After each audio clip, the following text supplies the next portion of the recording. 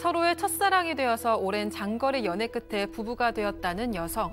신혼집 입주 첫날 열쇠 3개를 가지고 온 남편은 이건 내 거, 이건 당신 거, 이건 엄마 거라며 시가의 출입을 공표했고 주말 계획부터 적금, 하다못해 피임 여부까지 모든 결정을 엄마와 함께 했다고 합니다. 첫 아이가 태어나던 날 장시간 진통을 하는 아내를 두고도 엄마가 밤 운전 위험하대라며 아이의 울음소리와 동시에 도착했던 남편. 이제는 아이들마저 손찌검을 드는 아빠의 모습을 따라하기 시작한다며 더는 결혼 생활을 지속할 수 없다고 판단했다고 하는데요. 시가의 끝없는 가스라이팅에서 벗어나고 싶지만 이혼은 망설여지는 상황. 여성은 어떤 결정을 내려야 하는 걸까요? 자, 역시 제보 사연입니다. 제보자가 지금도 이혼을 망설이고 계신 상태라서 원래는 한참 전에 왔던 사연인데 방송을 하지 말아달라고 이렇게 만류를 하셨었어요. 하지만 우리 가족 여러분들의 의견, 또 우리 전문가분들의 의견을 들어보고 싶으시다면서 다시 한번 용기를 내주셨습니다. 시작해보죠. 네, 일단 사연자는 40대 여성이고요. 남편과 서로가 첫사랑이었습니다. 첫사랑과 결혼까지 하게 됐던 거고 연애 때는 서로 다른 지역에 살고 있었기 때문에 5년간 장거리 연애를 했습니다. 그래서인지 남편의 마마보이 성향은 전혀 몰랐고 그냥 서로 애틋하기만 했다고 합니다. 그러다 남편이 취직하면서 결혼을 결정했고요. 결혼 당시에 시가가 지원을 해줘서 전셋집을 구했는데 그 신혼집이 시가랑 10분 거리였습니다. 하지만 그때까지만 해도 20년 가까운 결혼 생활이 지옥 같을 줄은 정말 꿈에도 몰랐다고 했습니다. 자, 아까 잠깐 들으셨지만 신혼집 입주 첫날 사달이 팍 벌어졌습니다. 자, 입주 첫날 이 이사도 도와줄 겸 가족들이 좀 모였습니다. 남편이 열쇠 3개를 가지고 옵니다. 자, 하나는 당신 거, 하나는 내 거. 여기까지 좋아요. 그러면 맞죠? 요거 하나는 우리 엄마 거. 라고 한 겁니다. 그 열쇠를 자연스럽게 시어머니한테 건넸다라고 하고요. 그러니까 이 시어머니가 두 사람 없을 때도 집에 아마 수시로 뭐 드나들었다고 하고요. 또 속옷도 개고 베란다 열면 안 되는 냉장고까지 다 열어서 청소도 하고 집안 또 살펴보고 했다고 합니다. 아이고. 특히 이제 맞벌이기 때문에 집 청소를 못하고 좀 나갔을 때 도련님까지 와서 갔던 흔적도 있고요. 이게 신혼집인지 시댁인지 헷갈릴 정도로 혼란스러운 신혼을 보냈다고 합니다. 아, 이거 뭐 신혼집이 거의 그 시가의 뭐 게스트하우스가 된 상황이에요, 지금. 네, 그런가 하면요. 주말이 되면 또 이렇게 주말이 되잖아요. 첫 주에는 시댁, 그 다음 주에는 이모 댁, 큰 이모 댁, 남편의 큰 이모겠죠. 그 다음 주에는 작은 이모 댁. 시가 행사 때마다 주말마다 그렇게 같이 다녔던 겁니다. 아내 입장에서는 너무 이게 신혼이 이래도 되는 건가 싶을 정도였으니까 아니 왜 우리끼리 시간 못 보내냐 이렇게 얘기했을 거 아니에요. 그랬더니 남편이라는 사람이 하는 얘기가 우리 엄마가 널 얼마나 좋아하는데 엄마랑 같이 다니자 이렇게 얘기를 했다라는 겁니다. 그냥 여기서 그쳤으면 모르겠는데 이것도 심각한 상황인데 적금을 들었대요. 결혼하고 나서. 그리고 이 결혼한 적금이 첫 만기가 됐었을 때 시어머니를 만나는데 갑자기 시어머니가 너 적금 탔지? 그렇게 묻더랍니다. 말도 얘기도 안 해줬는데. 적금? 예, 아들한테. 그리고 아들이 그러니까 아들 그거 내가 좀 쓸게 하니까 남편이 1초도 망설이지 않고 응 엄마 써. 이렇게 그냥 2천만 원 휙 가버렸답니다. 와, 자, 아기 소식을 기다리던 시어머니는 부부의 피임 여부까지 확인했답니다. 뭐 냉장고 열어봤는데 뭐 피임 여부 뭐 당연하죠. 자, 힘든 막 이 배란 주사 맞아가면서 임신을 겨우겨우 했는데 첫째를 출산하던 그날 또 하나 사달이 팍 벌어집니다. 직접 들어보시죠. 이렇게 지금부터 진통이 왔는데 우리 가족들도 안 깨우고 그것도 포함해서 우리 어머니한테 전화를 해서 좀 무서우니까 전화를 통화하고 남편도 괜히 새벽에 전화가 올까봐 아침에 전화를 한 거거든요. 5시, 6시쯤에 저 콜피부터 진통해서 지금 6시간째 하니까 빨리 와 그랬어요. 그러니까 알겠어 이렇게 했는데 좀 이따가 전화 와서 미안하다 지금 전화는 위험하대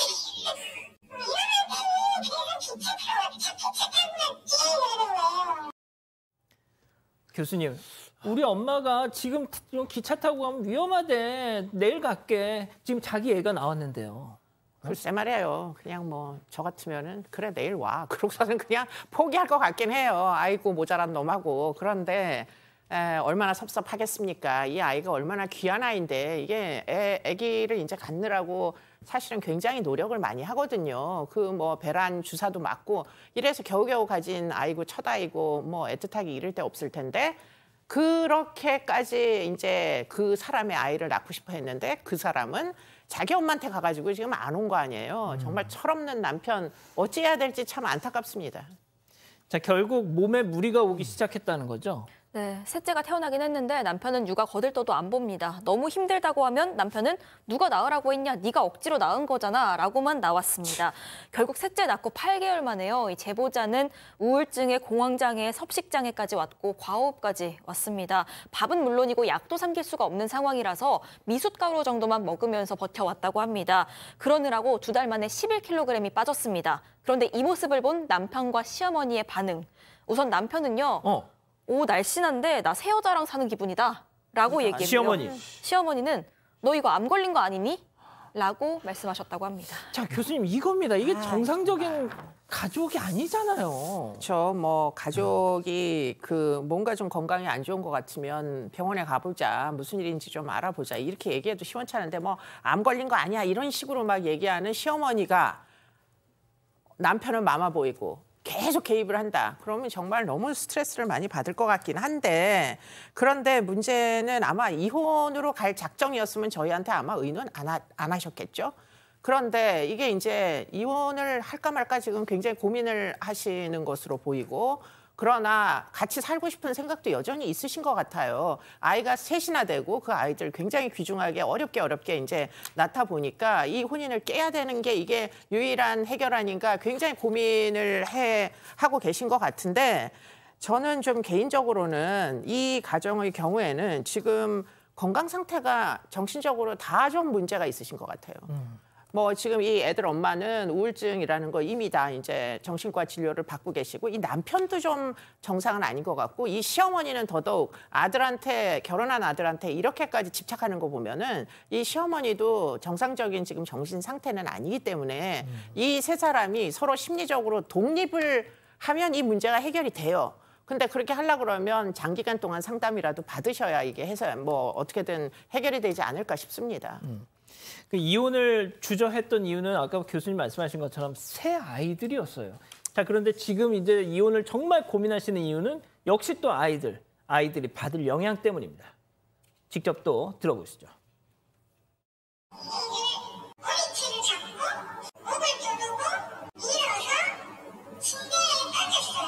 일어서요. 중학교 1학년 때였어요. 이제 3학년 때 미술치료를 아주 6개월 다니고 그냥 너무 힘드니까 제가 1년 반 동안 상담을 받았어요. 근데 제가 너무 힘이 없는 거예요. 돈이 없으니까. 우리 친정 식구들은 되게 보수적이고 그래가지고 참아라 이렇게 얘기하고 그렇게 해서 저는 되게 참아야 된다고 생각했고 남편이 바뀔 거라고 생각했거든요. 그리고 이제 뭐 경찰서에 가가지고 뭐 진술서 쓰고 뭐 이렇게 하긴 했어요. 그런데 그게 뭐 도움이 안 되더라고요. 양 변호사님 이게 마마보이로 시작을 했지만 네. 간단한 문제가 아니네요, 지금. 그러니까 교수님이 조금 전에 어떤 좀 문제가 분명히 정신적으로 있어 보인다고 말씀을 하실 수밖에 없는 게 마마보이라면 약하다고 생각하는데 또 폭력적인 성향이 있었던 겁니다. 큰 아이가 중학생이 되면 사춘기가 됐고 어느 정도 반항하는 경우가 있지 않습니까? 거기에 대한 응대가 폭력으로 나왔었고 폭력의 정도가 굉장히 심했던 거예요. 뭐 목을 조르고 발로 차고 이런 정도가 되니까 오죽하면 경찰에 찾아서 호소를 할 정도였다라고 하고요. 그뿐만 아니라 제보자는 지금 남편으로부터 원하지 않는 성관계도 강요당하고 있다라고 그렇게 주장도 하고 계시거든요. 이건 지금 법에 따르면 엄연히 성범죄입니다. 게다가 제보자는 그런 장면을 영상으로 촬영까지 한다라는 그런 얘기까지 하셨어요. 그런 모습들을 오롯이 지금 아이들이 노출이 돼 있습니다. 그래서 지금 정말 이혼을 심각하게 고민하고 계신다는 건데요. 자, 그러면 이쯤에서 별별 상담소 오늘의 궁금증 짚어보죠. 자, 이혼 결심했지만 그래도 결심하셨어요.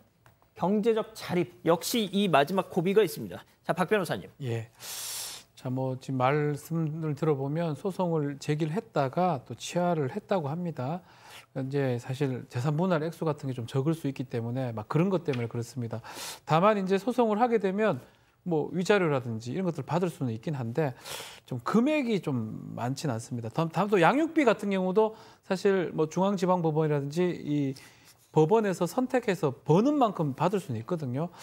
지금 이 상황에서 계속 사는 게 과연 맞는지는 모르겠는데 금액 부분은 그래도 양육비 같은 경우는 법에 따라서 받을 수 있기 때문에 한번 고려를 해보셔야 되지 않을까 생각이 됩니다. 예.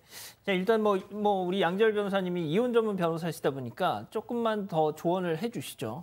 사실 뭐 이분이 고민하시는 게 재산 분할이 생각보다 그렇게 크지 않다라는 건데 재산 분할은 많이들 혼돈하시는 게 재산 분할과 위자료는 별개입니다. 그리고 재산 분할은 기본적으로 남편이 가지고 있는 재산이 많지 않으면 나눠 가지면 아무리 많이 나눠 가져도 그 액수가 작을 수밖에 없고 위자료는 생각보다 많이 책정이 안 됩니다. 그러니까 이분은 이제 한꺼번에 받을 수 있는 게 너무 낮다 그렇게 말씀을 하시는데요.